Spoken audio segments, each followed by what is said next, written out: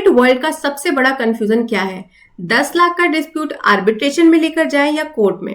आज मैं इसी चीज को क्लियर करने वाली हूं, नंबर्स, टाइम, कॉस्ट सबके साथ। सबसे पहले एक बात समझना जरूरी है कि 10 लाख का डिस्प्यूट छोटा अमाउंट लग सकता है, लेकिन लीगल फोरम का सिलेक्शन पूरे केस का आउटकम चेंज कर देता है। हेलो एंड नमस्कार, मेरा नाम समृद्धि मिश्रा है। मैं आप सभी का स्वागत करती हूँ हमारे platform Legal Saroma the aromatic world of law में। तो चलिए इस चर्चा को शुरू करते हैं। देखिए, अगर आप कोर्ट में जाते हो तो प्रोसीजर, कॉस्ट और टाइम कंप्लीटली अलग डायरेक्शन में चले जाते हैं, और अगर आप आर्बिट्रेशन चूज करते हो तो स्पीड, कॉन्फिडेंशियलिटी और कंट्रोल टोटली डिफरेंट होते हैं। जी हाँ, इसीलिए आज की वीडियो में हम सिर्फ एक कंपैरिजन ही नहीं करेंगे, हम ये देखेंगे कि आपका लीगल स्ट्रेटेजी का ब्लूप्रिंट क्या होना चाहिए। मैं इसको 3 एंगल से ब्रेक डाउन करूंगी। कॉस्ट, हम देखेंगे कि कोर्ट का कितना खर्चा आता है, आर्बिट्रेशन की फीस कितनी होती है। हम टाइम के बारे में देखेंगे कि एक्चुअल ग्राउंड रियलिटी क्या है दोनों सिनारियोज में। हम एनफोर्सबिलिटी और आउटकम की बात करेंगे कि कौन सा फोरम रियल जस्टिस फास्टर देता है।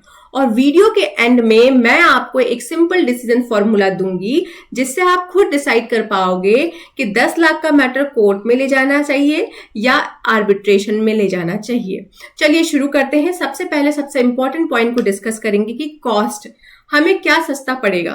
तो देखिए, किसी भी केस में कॉस्ट सबसे पहला डिसाइडिंग फैक्टर होता है, और यहाँ एक मिसकंसेप्शन बहुत कॉमन है।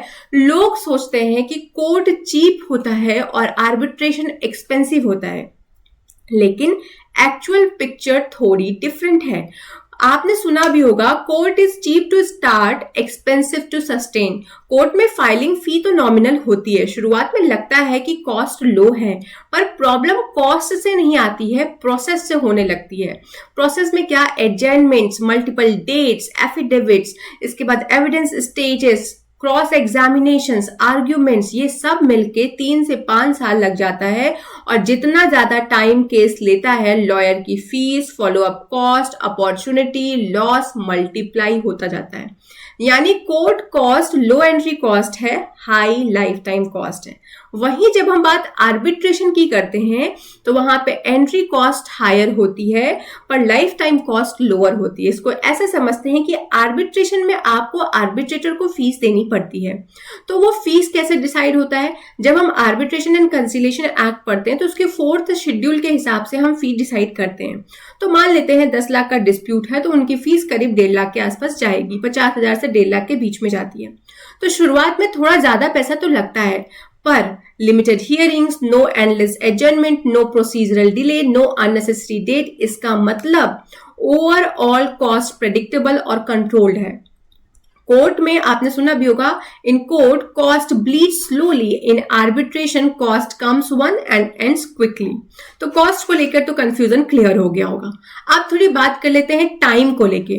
तो देखो, कॉस्ट के बाद जो सबसे इंपॉर्टेंट फैक्टर है वो टाइम है, और जब बिजनेस डिस्प्यूट्स की बात करते हैं तो ये उसमें बहुत बड़ा रोल प्ले करता है। यहाँ कोर्ट और आर्बिट्रेशन के बीच में गैप इतना बड़ा है कि आपको डिसीजन ऑलमोस्ट ऑब्वियस लगने लगेगा। अगर हम कोर्ट के टाइमलाइन की बात करते हैं तो देखो, सिंपल से सिंपल केस भी कोर्ट में लेकर जाओगे तो बहुत सारे समय लग जाते हैं, 3 से 7 साल तो एवरेज की बात कर रही हूं मैं कॉमर्शियल सूट्स में। ये कोई थ्योरेटिकल नंबर नहीं है, ये एक्चुअल पेंडेंसी डाटा और ग्राउंड लेवल एक्सपीरियंस पर बेस्ड है।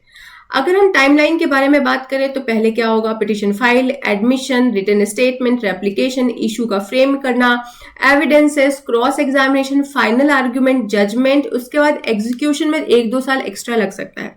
और अगर एडजर्नमेंट, जज का ट्रांसफर ऐड हो जाए तो केस और स्ट्रेच हो सकता है। यानी डिस्प्यूट से ज्यादा टाइम ही सबसे हैवी कॉस्ट बन जाता है। आर्बिट्रेशन की बात कर लेते हैं तो सेक्शन 29A जब हम पढ़ते हैं तो वहां पे बताया गया है कि 12 महीने में आपको केस सॉर्ट करना है, और 6 महीने का आपको एक्सटेंशन पीरियड भी मिल सकता है अगर जरूरत होती है तो आर्बिट्रेशन का सबसे स्ट्रॉन्ग फीचर यही है कि वहां पे स्पीड है, वहां जल्दी से जल्दी केस सॉल्व हो जाता है। अवार्ड जो है 12 मंथ के अंदर आपको दे दिया जाता है। और प्रैक्टिकल रियलिटी क्या होती है कि कंपनीज टाइमलाइंस को लेके बहुत स्ट्रिक्ट होती हैं। तो 1-2 प्रिलिमिनरी हियरिंग्स होती हैं, 2-3 एविडेंस सेटिंग्स होते हैं, एक आर्ग्यूमेंट सेशन होगा, मैटर रैप अप हो जाता है। मतलब 6 से 10 महीने में डिस्प्यूट क्लोज हो जाता है, और कई एक्सेप्शनल केसेस में आपको 8 से 12 महीने या 15 महीने लग सकते हैं। जहां कोर्ट में एक स्टेज खत्म होने में 8 से 12 मंथ लगते हैं, वहीं आर्बिट्रेशन में पूरा मैटर ही क्लोज हो जाता है 12 महीने में। मान लेते हैं 1.5 साल या 2 साल लग गया, इससे ज्यादा नहीं लगता है। तो सिंपल बात है, 10 लाख का अमाउंट छोटा लगता है, लेकिन अगर वही मैटर 5 साल तक कोर्ट में अटका रहे तो वर्किंग कैपिटल ब्लॉक होता है, बिजनेस रिलेशनशिप डैमेज होते हैं, stress, paper work, legal follow up, mental bandwidth loss, ये सब मिला के 10 लाख से ज्यादा कॉस्ट प्रोड्यूस करता है। इसीलिए कंपनीज के लिए fast justice is equal to real justice.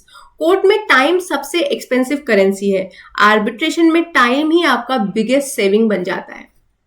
अगर हम कोर्ट की डिक्री के एग्जीक्यूशन की बात करते हैं तो स्ट्रांग होता है, लेकिन एग्जीक्यूशन प्रोसेस थोड़ा स्लो होता है। कोर्ट की डिक्री स्टेट की सॉवरेन अथॉरिटी से आती है, इसका इफेक्ट क्लियर होता है, फुल्ली बाइंडिंग है, पुलिस और स्टेट मशीनरी का सपोर्ट आपको मिलेगा, सीपीसी का कंप्लीट एग्जीक्यूशन फ्रेमवर्क अवेलेबल होगा। लेकिन ग्राउंड रियलिटी की अगर बात करूं तो एग्जीक्यूशन स्टेज में डिलेज बहुत कॉमन होते हैं, प्रॉपर्टी अटैचमेंट में टाइम लगता है, अपोजिट पार्टी अगर स्टे कर दिया या मल्टीपल अपील फाइल कर देती है तो फिर तो बात ही खत्म, इंटरिम स्टे मिल जाए तो एग्जीक्यूशन तुरंत रुक जाता है। डिक्री पावरफुल होती है, इन्फोर्स हो जाती है, पर टाइमलाइन बड़ा ही अनप्रेडिक्टेबल होता है। और वहीं जब हम आर्बिट्रेशन अवार्ड की बात करते हैं तो आर्बिट्रेशन अवार्ड फाइनल होता है, बाइंडिंग होता है, लॉ के हिसाब से वो कोर्ट की डिक्री जितना वैल्यू रखता है। सेम एग्जीक्यूशन मैकेनिज्म उसका भी है, ऑटोमेटिक स्टे यहाँ पे नहीं मिलता है। चैलेंज का स्कोप है पर लिमिटेड है। सेक्शन 34 के तहत आप अवार्ड को सेटिसाइड करा सकते हो, पर कुछ लिमिटेड ग्राउंड्स के ऊपर ही। लेकिन अगर हम प्रैक्टिकल इश्यूज की बात करें तो अगर पार्टी हैबिचुअल है तो वो सेक्शन 34 के अंदर चैलेंज फाइल कर ही देती है। चैलेंज जैसे ही फाइल होता है, मतलब जैसे ही आपका अवार्ड चैलेंज हुआ, एग्जीक्यूशन होल्ड हो सकता है, मैटर वापस कोर्ट में आ सकता है। फाइनल आउटकम डिपेंड करता है आर्बिट्रेटर की ड्राफ्टिंग स्ट्रेंथ पे। तो अवार्ड फास्ट है, क्लीन है, एनफोर्सेबल है, लेकिन रियलिटी क्या है कि अगर आपने अवार्ड को सेटिसाइड करने के लिए चैलेंज कर दिया तो पूरा का पूरा प्रोसेस स्लो हो जाता है। कोर्ट की डिक्री की बात करें तो वो स्ट्रांग है, स्टेट बैक्ड है, अपील्स है, स्टे है, लेकिन लॉन्ग डिले होता है। आर्बिट्रेशन अवार्ड में क्या है, फास्टर है, कोई ऑटोमेटिक स्टे नहीं है, चैलेंज कर सकते हो आप उस अवार्ड को, तो यहाँ पे डिले का रिस्क बढ़ जाता है। अगर अपोजिट पार्टी ऑनेस्ट है तो आर्बिट्रेशन अवार्ड 8 से 10 महीने में एनफोर्स हो जाता है। अगर वो एग्रेसिव है तो कोर्ट और आर्बिट्रेशन दोनों की स्पीड एग्जीक्यूशन स्टेज में ऑलमोस्ट सेम हो जाती है। 10 लाख का डिस्प्यूट छोटा लगता है, लेकिन बिजनेस इकोसिस्टम में टाइम, कैश फ्लो, एग्जीक्यूशन और क्लाइंट रिलेशनशिप सब इसी पर डिपेंड करता है। हम 3 एंगल्स देख चुके, टाइम, कॉस्ट, एनफोर्सिबिलिटी, लेकिन डिसीजन डिपेंड करता है 3 अलग चीजों पे।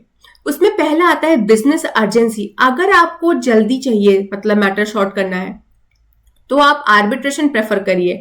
अगर अपोजिट पार्टी का बिहेवियर आपको फाइट मोड में लगता है तो कोर्ट में जाइए। अगर कॉस्ट सेंसिटिविटी का इश्यू है, बजट टाइट है, तो भी आप कोर्ट को प्रेफर कर सकते हो। और अगर आपको सब मामला रफा दफा करना है जल्दी से जल्दी, तो आर्बिट्रेशन में जाओ। तो आप एनफोर्सेबिलिटी और ड्यूरेबिलिटी चाहते हो तो कोर्ट में जाइए, ये इतना सिंपल है।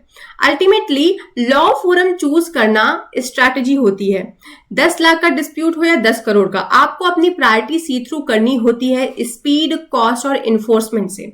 जो आपका प्राइमरी गोल है वही डिसाइड करेगा कि आर्बिट्रेशन बेटर है या कोर्ट, और यही सही आंसर है इस क्वेश्चन का। आशा करती हूँ कि आज की वीडियो आपको पसंद आई होगी। पसंद आई हो तो मेरे चैनल को सब्सक्राइब करना बिल्कुल ना भूलें। आपको नेक्स्ट किस टॉपिक पे वीडियो चाहिए वो भी आप कमेंट बॉक्स में कमेंट कर सकते हैं।